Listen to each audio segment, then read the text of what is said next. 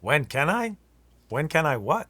Go running. Running is tricky after joint replacement. I will tell folks you should probably wait at least 3 months before any real vigorous activity. Running is more challenging.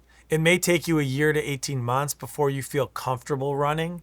And for many folks, they just never feel comfortable running after a hip replacement and focus on low impact activities like swimming, riding a bike, walking, hiking. Have a shower.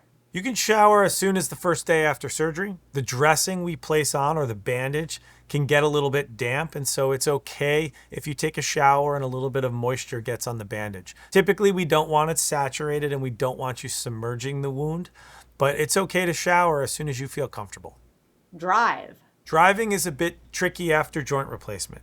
There are some studies that say you can drive as soon as 2 weeks, others that say it takes closer to 6 weeks. I typically will ballpark the 4 week marker as a guide to when you should consider driving. I don't want you taking any narcotic pain medicine before driving, and you should feel comfortable walking without assistive devices.